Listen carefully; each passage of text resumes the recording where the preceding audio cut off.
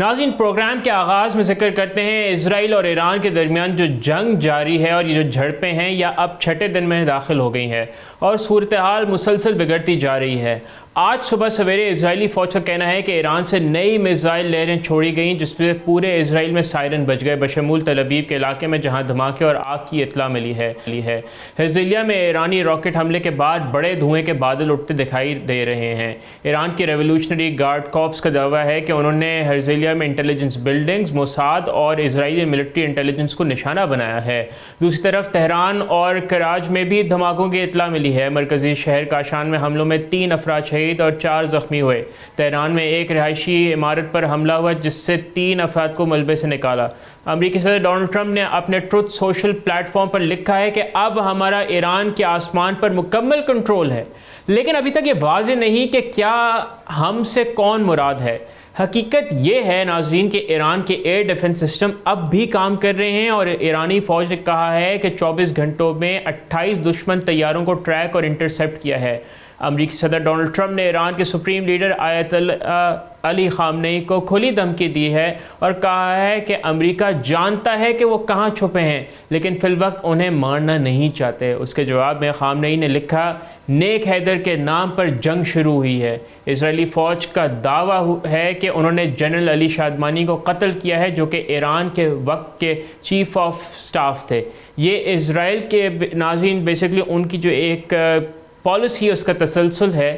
G7 سمٹ میں leaders نے ایران کو علاقائی عدم استحکام اور دہشت گردی کا بنیادی ذریعہ قرار دیا، حالانکہ ناظرین یہ جنگ خود اسرائیل نے شروع کی تھی۔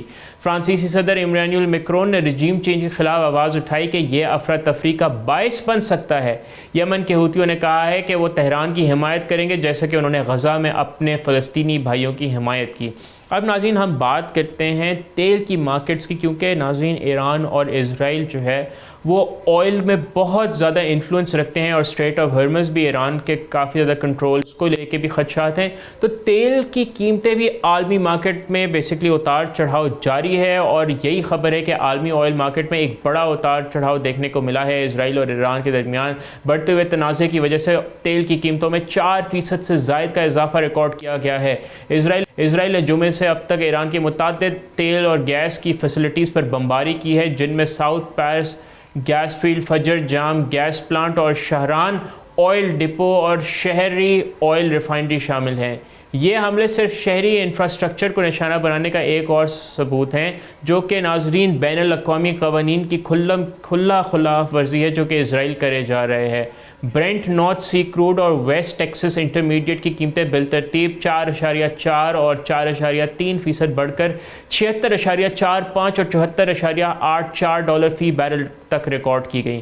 امریکی اسٹاک مارکیٹ بھی متاثر ہوا اور اگر ہم S&P 500 کی بات کی جائے تو 0.84% اور نیسڈیک میں 0.91% کی کمی دیکھنے میں آئی۔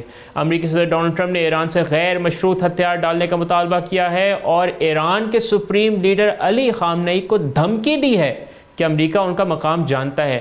ناظرین یہ جو معاملہ ہے یہ تیزی سے بیسکلی بہت استحکام کی طرف صورتحال بڑھ رہی ہے جس میں امریکہ کی ناظرین ڈائریکٹ ملٹری انوالومنٹ کا خطرہ ہے۔ ایران دنیا کا تیسرا سب سے بڑا کروڈ آئل ریزرو رکھنے والا ملک ہے اور ناظرین گیس کے بھی ان کے ذخائر میں ایران دنیا میں دوسرے نمبر پہ آتا ہے۔ 2023 کی بات کی جائے تو ایران نے روزانہ 3.99 ملین بیرل تیل کی روزانہ جو ہے انہوں نے یومیہ پروڈکشن کی جو کہ ناظرین عالمی سپلائی کا 4% ہے۔ سب سے اہم بات یہ ہے کہ ایران اسٹریٹ آف ہرمز پر واقع ہے جہاں سے دنیا کے 20 سے 30% تیل کی شپمنٹس گزرتی ہیں۔ اگر یہ علاقہ بلاک ہو جائے اور بند ہو جائے تو ناظرین پوری دنیا میں توانائی کا ایک بہت بڑا کرائسس اور بھونچال آ سکتا ہے۔ ماہرین کا کہنا ہے کہ اسرائیل نے ایران کے جو مرکزی تیل کے ایکسپورٹ ٹرمینل خرق آئے لینڈ پر حملہ کیا تو ایران اسٹریٹ آف ہرمز کو بلاک کر سکتا ہے اور سعودی عرب کی جو ریفائننگ کیپیسٹی ہے اس کو بھی نشانہ جو ہے بنایا جا سکتا ہے، کیونکہ جب اسٹریٹ آف ہرمز بلاک ہوگا تو آبویسلی پھر جو ہے پورا سپلائی چین میں خلل آ جائے گا اور ممالک کی جو ریفائننگ جو کیپیسٹیز ہیں ان پہ بھی امپیکٹ آئے گا۔ اور ناظرین یہ سب کچھ اسرائیل کی جارحانہ پالیسیوں اور علاقائی عدم استحکام کی کوششوں کا نتیجہ ہے۔ بہت ہی انفارچونیٹ صورتحال سے ناظرین اس وقت دنیا اور ہمارا خطہ درپیش ہے، اور سب سے افسوس کی بات یہ ہے کہ کوئی بھی ہوش کے ناخن نہیں لے رہا۔ اسرائیل کو کوئی نہیں کہہ رہا کہ وہ اپنی حد میں رہے، بلکہ اسرائیل کو ایک فری پاس ملا ہوا ہے کہ وہ ممالک کی جو ہے، چاہے وہ یمن ہو، شام ہو یا ایران ہو، ان کی علاقائی خود مختاری کو اسرائیل روز اور فلسطین سمیت روز وائلیٹ کرتا ہے۔ روز ہزاروں کی تعداد میں لوگ ابھی تک جو ہے بے گناہ لوگ اپنی جانوں سے ہاتھ دھو بیٹھ چکے ہیں، لیکن ابھی تک ناظرین جو دنیا کی وہ طاقتیں جو اپنے آپ کو انسانی حقوق کی علمبردار کہتی ہیں، وہ ابھی تک بالکل خاموش ہیں، اور کسی قسم کا کوئی بھی ابھی تک ذمہ دارانہ رد عمل ان کی طرف سے نہیں آ رہا۔ سبسکرائب کریں اور بیل دبائیں تاکہ کوئی خبر رہ نہ جائے۔